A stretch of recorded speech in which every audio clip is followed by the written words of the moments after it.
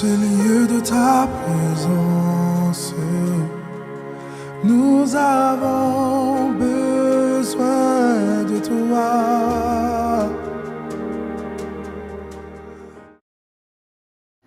Qui pense que Dieu est capable de le trahir?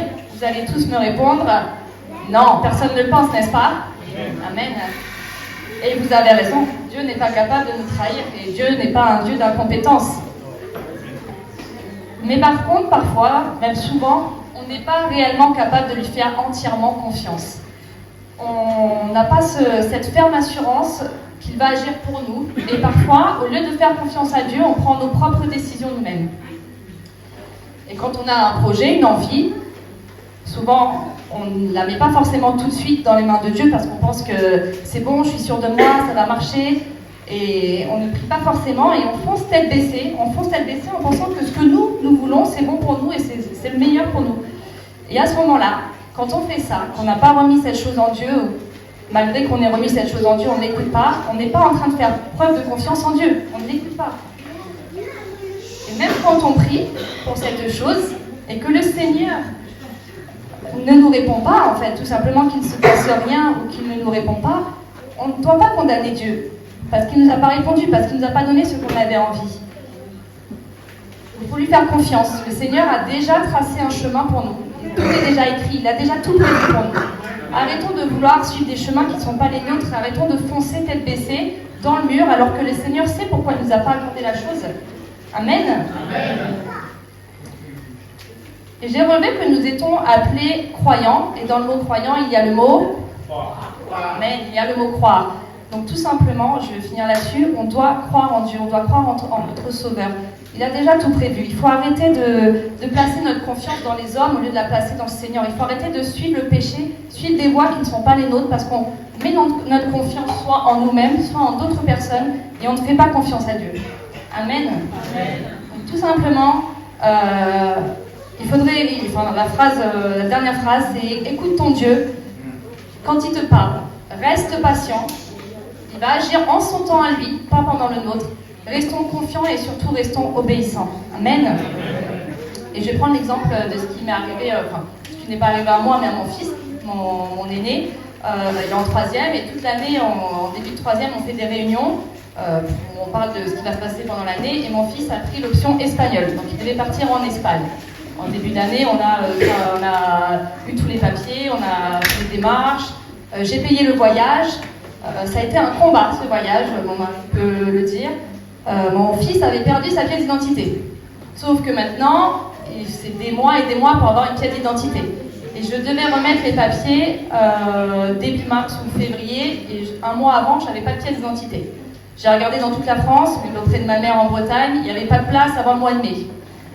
J'ai regardé à mon travail, parce qu'il y a des médecins qui connaissent le maire d'Elancourt. Pareil, pas de place. D'habitude, ils arrivent à avoir une place. Et on a eu quand même la chance d'avoir une maman d'un copain de Kélian qui travaille à la mairie de Vernouillet, et on a pu faire la pièce d'identité. Mais encore pendant qu'on l'a fait, il manquait un papier, on ne savait pas si on allait l'avoir, donc déjà c'était compliqué.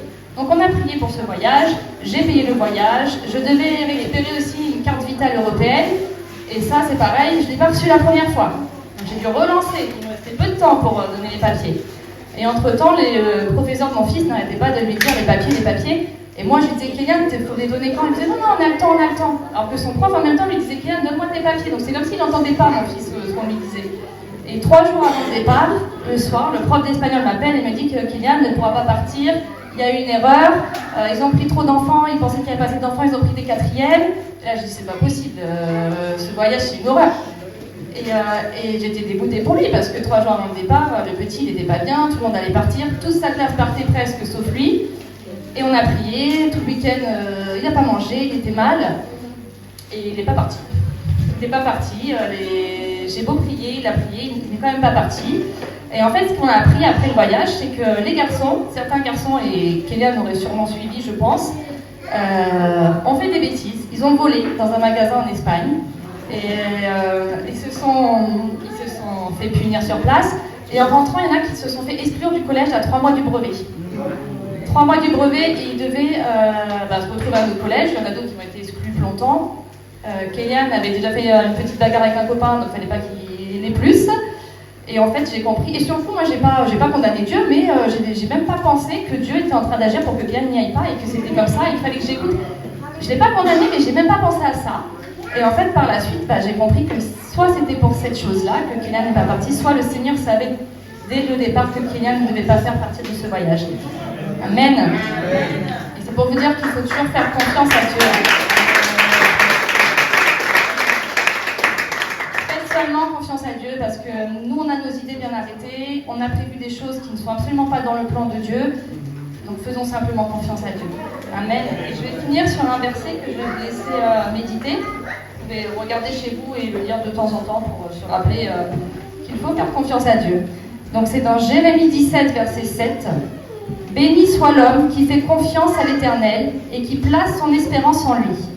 Il ressemble à un arbre planté près de l'eau et qui étend ses racines vers le cours d'eau. Il ne s'aperçoit pas de la venue de la chaleur et son feuillage reste vert. Lors d'une année de sécheresse, il ne redoute rien et il ne cesse pas de porter du fruit. Amen. Donc ce matin, on va passer à l'adoration et pendant le temps d'adoration, je vous invite à prier, à remettre toutes choses que vous avez sur le cœur, des projets ou autres, entre les mains de Dieu et de laisser agir. Amen. Amen.